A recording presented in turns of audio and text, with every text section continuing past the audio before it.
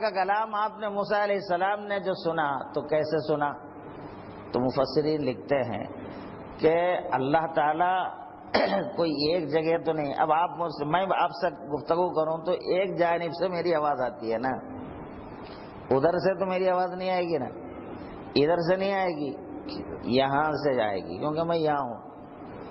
اللہ تعالیٰ کسی ایک جگہ نہیں، اللہ تو ہر جگہ موجود ہے۔ تو موسیٰ علیہ السلام جب اللہ کا کلام سن رہے تھے تو اللہ کا کلام آپ کو چاروں طرف سے آپ کے اندر باہر سے آ رہی تھی، کلام الہی۔ تو اس کی لذت اور اس کی خوشی میں آپ اتنے سرشار ہو گئے، اب دیدار الہی کے بغیر آپ کو برداشت نہیں ہو رہا تھا۔ اللہ کو دیکھنے کی تڑپ اور تمنا اتنی اندر جاگ گئی کہ عرض کرنے لگے مولا تو دکھ جانا مالک، میں تجھے دیکھ لوں، ربی ارنی انظر الیک، مولا تو دکھ جا مالک میں تجھے دیکھوں۔ تو مفسرین فرماتے اگر اللہ کا دکھنا ممکن نہ ہوتا، اللہ اگر نظر نہ آتا تو موسیٰ علیہ السلام کبھی ایسی دعا نہیں کرتے۔ جو ناممکن ہے اس کی دعا کوئی رسول کبھی نہیں کرتا، جو چیز ناممکن ہے اس کی دعا رسول سے نہیں ہوتی۔ کوئی جاہل آدمی، میرے جیسا آدمی بول سکتا ہے، لیکن موسیٰ علیہ السلام اللہ کے رسول ہیں، تو آپ ایسی چیز کی دعا ہرگز نہیں کر سکتے جو ناممکن ہے۔ تو اس سے ثابت ہوا کہ اللہ کا دکھنا ممکن ہے، اللہ دکھتا ہے، لیکن دیکھنے کی ہم میں آنکھیں نہیں ہیں، ہماری آنکھوں میں وہ صلاحیت نہیں ہے کہ ہم اللہ کو دیکھ پاتے۔ ہم اللہ تو دور کی بات، ہم ہوا کو نہیں دیکھ سکتے جو مخلوق ہے ہمارے آس پاس، ہم محسوس کرتے ہیں ہوا اپنے جسم پہ، اس کو ہم دیکھ نہیں سکتے آنکھوں سے۔ کرنٹ کو دیکھ نہیں سکتے، ہاتھ لگایا تو سمجھ میں آ جاتا لیکن دیکھ نہیں سکتے آپ اس کو۔ تو کئی مخلوق ایسے ہیں جس کو ہم دیکھ نہیں پاتے، اللہ کو دیکھنا۔ اب جنت میں اللہ کی دیدار ملے گی ایمان والوں کو۔ اللہ نے جن کو جنت میں داخل کیا، اللہ تعالیٰ کی دیدار ان کو وہاں ہر مومن کو ملے گی۔ یومئذ وجوہ یومئذ ناظرۃ الی ربها ناظرہ، اس دن کچھ چہرے ایسے تر و تازہ ہوں گے جو اپنے رب کو دیکھتے ہوئے ہوں گے۔ تو رب کی دیدار، سرکار دو جہاں صلی اللہ علیہ وسلم نے فرمایا انکم سترون ربکم، بے شک تم اپنے رب کو عن قریب دیکھو گے قیامت کے دن، یعنی جنت میں جیسا اب تم 14ویں کے چاند کو صاف اور کھلا دیکھتے ہو، اس طرح صاف صاف اللہ کو تم دیکھو گے۔ تو جنت میں سب سے بڑی نعمت اللہ کو دیکھنا ہے، اس سے بڑھ کر کوئی نعمت نہیں ہوتی۔ اللہ کو دیکھنے کے بعد اب جنت کے مزے بھی پھیکے پڑ جاتے۔ اب جنت کی نعمتیں، وہاں کی خوشیاں تو اب خوشی نہیں لگتی، کیونکہ دیدار الہی کے بعد تو سب چیزیں پھیکی ہو جاتی ہیں۔ مگر اللہ تعالیٰ پھر اپنے کو حجاب، چونکہ دیکھتے رہے تو اب کوئی کام نہیں کرتے، پھر فقط دیکھتے ہی رہ جاتے، اللہ کے دیدار کے سوا اور کچھ نہیں کرتے۔ تو اللہ تعالیٰ حجاب میں آ کے، پردے میں آ کے، کھاؤ پیو، تمہارے واسطے یہ ساری چیزیں بنایا ہوں، تم نہیں ایسے بیٹھے رہو گے تو پھر یہ سب کس کے لیے؟ تو یہ جنت کے نعمتوں سے صرف مالا مال ہونے کے لیے پھر کچھ عرصے چھوڑ دیں گے ان کو، پھر دیدار ہوگا۔ ایسے دیدار اللہ کی ملتی رہے گی۔ جو مقربین ہیں ان کو اپنے حساب سے، جو عام جنتی ہیں ان کو اپنے حساب سے، بہرحال ہر ایک اپنے رب کو دیکھیں گے۔ تو اب یہاں حضور صلی اللہ علیہ وسلم نے یہاں پر ارشاد فرمایا تم اللہ کی ایسی عبادت کرو کہ تم اللہ کو دیکھ رہے ہو۔ تو اللہ والے اپنے قلب کی آنکھوں سے، روح کی آنکھوں سے اللہ کو دیکھتے ہیں اس عالم میں، یہ آنکھوں سے نہیں دیکھتے، یہ آنکھوں سے یہاں دیکھنا ممکن نہیں ہے۔ تو بہرحال مسلمانوں، اللہ تعالیٰ نے ہم کو اتنی بڑی، ایسے بڑے نبی کے ہم امتی ہیں، یہی ہمارے لیے بہت بڑی نعمت ہے۔ مگر ہم سرکار کے تعلیمات کو جتنا زیادہ حاصل کریں گے اتنے ہی زیادہ ان نعمتوں کے ہم حقیقی مستحق بھی بنتے جائیں گے۔ تو سب سے بڑھ کر تحفہ معراج، معراج میں اللہ نے جو اتنی عظمت کے ساتھ جو نعمت دی ہے ہمارے لیے نماز، اس میں کوتاہی نہیں کرنی چاہیے۔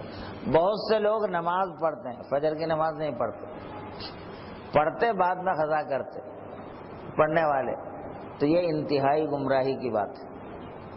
اللہ نے جس نماز کو جس وقت میں فرض کیا ہے اس کا وقت بدلنے کا ہم کو اختیار نہیں ہے۔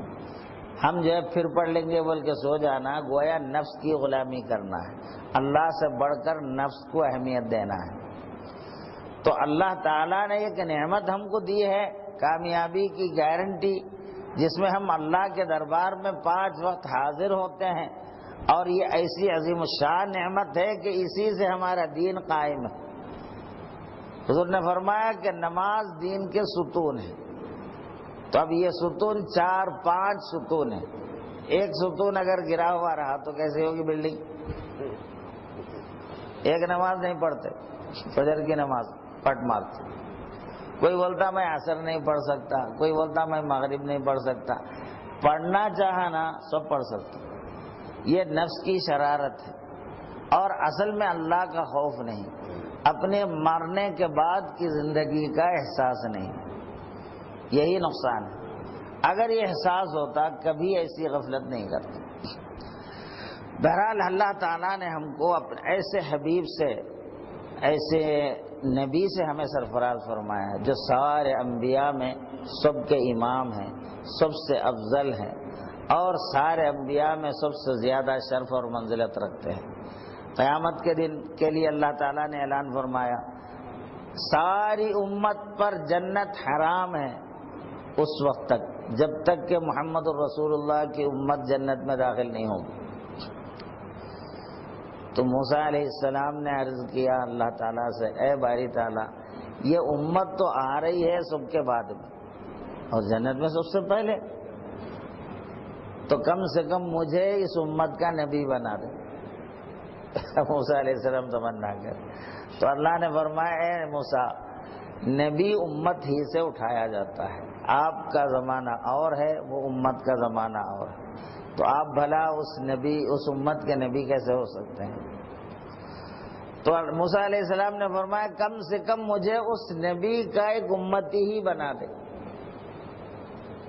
تو یہ امتی بننے کی آپ تمنا کرتے ہیں اللہ تعالیٰ کے دربار میں، تو ہم امتی اللہ کے فضل سے ہے، لیکن ہماری بدماشیوں کی وجہ سے ہم گمتی بنے ہوئے ہیں، جو نبی کے حکم نہیں مانتے، جو نبی کا احترام نہیں کرتے، پھر وہ امتی کہاں رہا ہو؟